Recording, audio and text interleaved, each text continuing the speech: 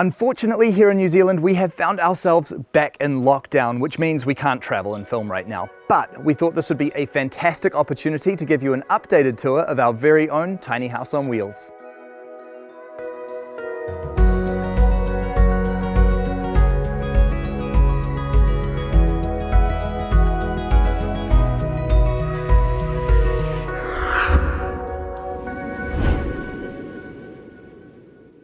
So welcome back to our own tiny house.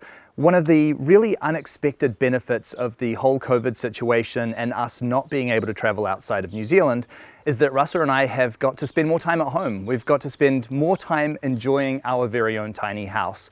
I've really been enjoying getting stuck into some garden projects. I've built a few really beautiful ponds around the place. This one here is a little zen pond that I built right next to our tiny house, and I've also established a really cool wildlife pond which I'm using to try and encourage frogs and other natural wildlife back into this very urban section. So I've really been enjoying doing projects like that.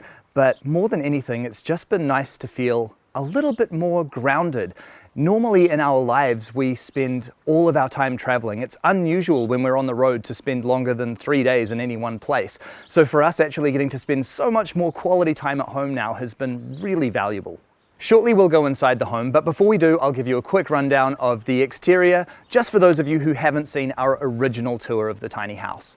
So this home is roughly 6 meters or 20 feet by 2.5 meters or 8 feet in length, making it roughly 15 square meters or 160 square feet in size.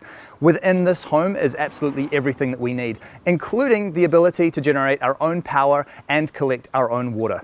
We've got the outdoor shower on this house, which I do really like, and it will be very useful in the future, although right now it does not get a lot of use because where our house is parked at the moment, it is facing the street, so that would just be a little bit inappropriate.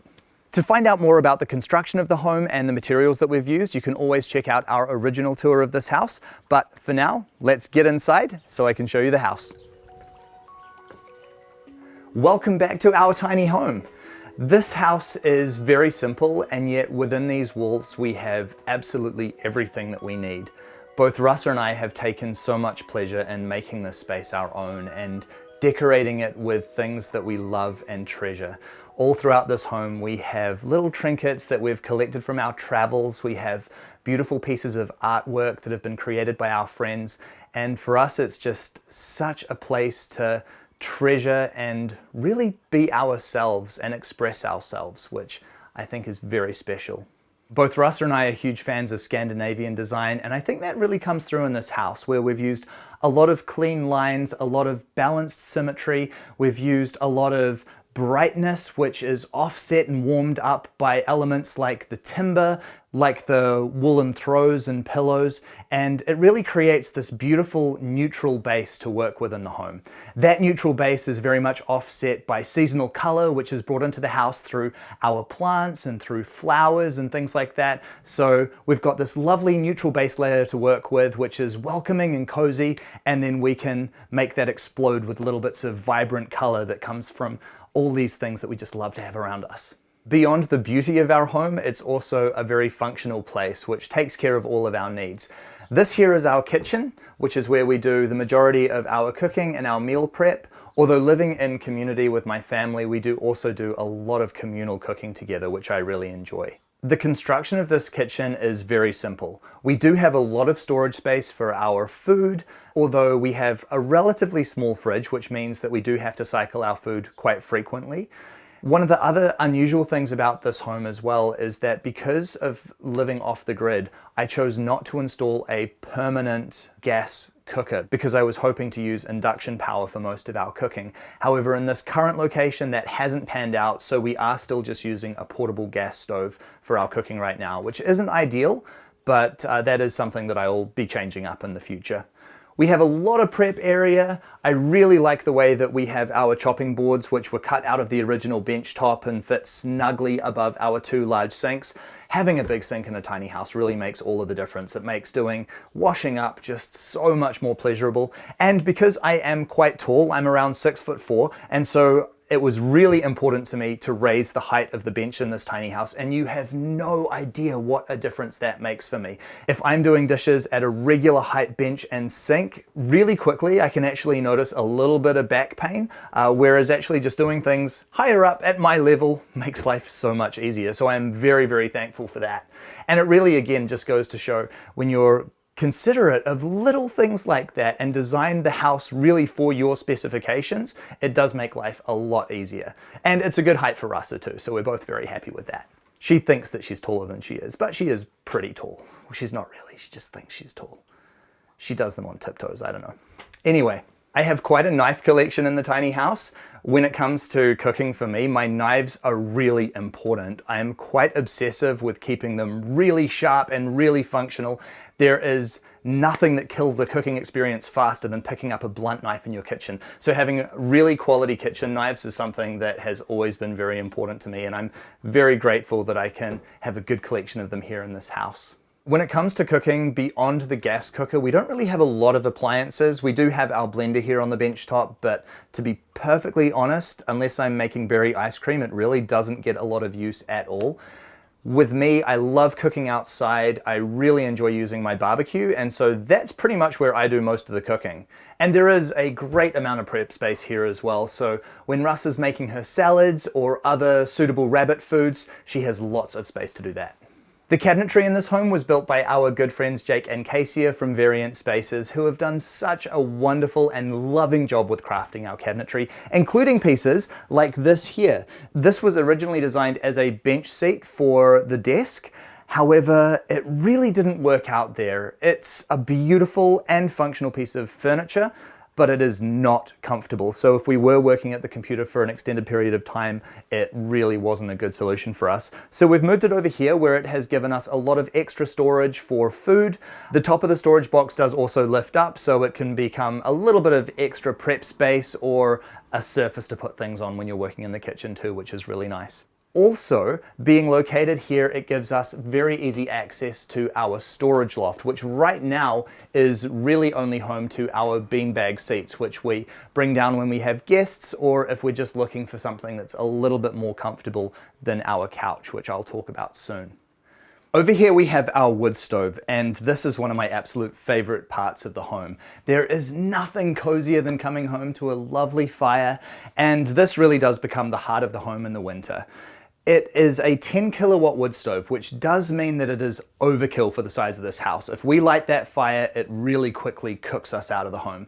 Because of that, quite frequently, I'll just light the fire in the evening, maybe use it to cook, maybe boil some water, then just let it go out. And because it has heat bricks in there, it's got good thermal mass and it just gently radiates heat throughout the home for the evening. So that is such a lovely feature in the tiny house and definitely not something that I would want to be without. In our stairwell, we have a good amount of storage. This is used for our hanging clothes storage, as well as shoes, towels, some linen, and just basic things like that. Really, really handy to have the extra storage in the stairs. And this is also the hub of where all of our off-the-grid electronics are. So we have our solar charger, our inverter, and all of our fuses and that sort of thing in this cupboard here. In our bench seat over here, we have lots more storage. This is pretty much like our wardrobe. So Rasa has half and I have half, and this is where we keep the bulk of our clothes. I know it doesn't look like a lot of storage, but in reality, because Rasa and I are both so very used to living out of suitcases, this is more than enough for all of our things.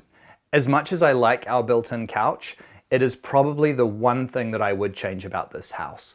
When I was designing it, it was very much focused around aesthetic, and I wanted to create something that would sort of match what was happening over the other side and not encroach in the space too much. And we'd moved the door into the center of the house, which limited our space. So there is a bit of a sacrifice of comfort. Really, I should have made this a lot bigger. I should have made it deeper, and that would have really helped to improve the comfort level of that couch. But as it is, it serves a purpose and it is okay. And if we really want to lie back and relax, we can always use our bean bags, which are super comfortable. One addition to this house, which I love, is our coffee table. To me, this is just such a wonderful addition to the home. It creates this wonderful visual centerpiece, and it's also really functional. You can put your feet up on it when you're watching television. And obviously it's a place to rest food and drinks and that sort of thing. But that really has been a lovely addition to the home. Then over here we have the office, and the office is a much more established site now. We've added a desktop computer, which is really useful. I have put in a proper chair there now because sitting on that box seat was just uncomfortable for a long period of time. And this area has been turned into such a lovely place just to sit and get some work done. As you can see here, I am a little bit crystal and book obsessed. I have this saying that I can still be a minimalist because books and crystals don't count. Fortunately, both Rasa and I share a taste and design aesthetic. We both love all of the crystals in the house. We both love looking at beautiful books. So this office space has actually turned into one of my very favorite parts of the tiny house. You'll probably notice that we have also added blinds since our last tour. This was something which was really important. I really like to be able to have full blackout blinds. So we have those in all of the windows except for in the bathroom where we have the obscure privacy glass. And then in both of the triangular windows in the apex of the gable, we've also added really lovely cedar shutters that just add this lovely sort of warm timber aesthetic to both of the lofts, which I really like. Moving into the bathroom here, not a lot has really changed in this room, except for the addition of our composting toilet. We have here the Bambaloo composting toilet, which is a very, very simple bucket system toilet. When we do site the house in a more permanent place in the future, we do intend to replace this with a fan-vented underfloor model toilet, but that is something that we'll talk about in the future. Everything in this bathroom is working out so well. I love this shower. We get really good water pressure. I love the combination of having both the handset shower as well as the waterfall shower in there. And all throughout this home, we have used water-saving devices. So this shower head here only uses about 3 liters of water a minute, which is incredibly efficient. Obviously, when you're in an off-the-grid home, that's important for 2 reasons. Firstly, it reduces the amount of water that you're consuming in the house, which means your water supply lasts longer. It also means that you have less grey water to deal with as well. So that is a really good thing to think about when you are choosing a shower. So last, we have probably my absolute favorite part of the home, which is our sleeping loft upstairs. Let's go check that out. And here we are in the sleeping loft. This is such a lovely, welcoming and cozy space. Even being a bigger guy, climbing into bed at night here is just such a treat. There's something about a sleeping loft where you really do just feel so cozy, so safe and secure and snug, and I really enjoy being in here. We've added the skylights, so both Rasa and I have our own skylights to look out of, and that is, again, such a treat. On a beautiful sunny day, there's just nothing like being able to look outside your window and really get this sort of immersive view of the sky. One of the other real benefits of having the skylights there is they give us phenomenal cross ventilation, especially in the winter when the fire's going, or in the summer, just on a normal summer's day. The sleeping loft can get really hot, so having both of those windows there gives us a strong cross ventilation to help cool down the loft. We also have installed blackout blinds on both of the skylights, and then we've also got our shutters on the triangular window there. That means that I can block out all the light because I do like to sleep in absolute darkness, so really, really nice having that. And climbing into this space at night is just the most delicious, cozy thing, and waking up here in the morning, it's pretty hard to get out of bed, to be honest. I really hope that you've enjoyed this visit to our home. For Rasa and I, this place is so special to us. We called this house the seat of life, and that very much is true to what this house represents to us. This is a place where we get to be ourselves, where we get to create, we get to make music, we get to enjoy being together, we get to sit and relax and watch movies and just have a place of solace in the world. At the moment in the world, we're going through such a crazy time. There's so much insecurity out there, there's so much economic instability, and having this home for us is also a real safety net. We built this tiny house with a budget of around $100,000, and that was paid off over the years as we constructed the home, which meant that we own this space debt-free. And if nothing else, whatever happens and we don't have money coming in, at least we know that we have a roof over our head, which to me just means the world. For now, we're parked up on family land, which is really nice. It's a great situation for us. We've been able to be so close to our family during all of these lockdowns and the instability of the last 2 years, which has been a real gift. But one bit of very exciting news is that Rasa and I have purchased our own piece of land.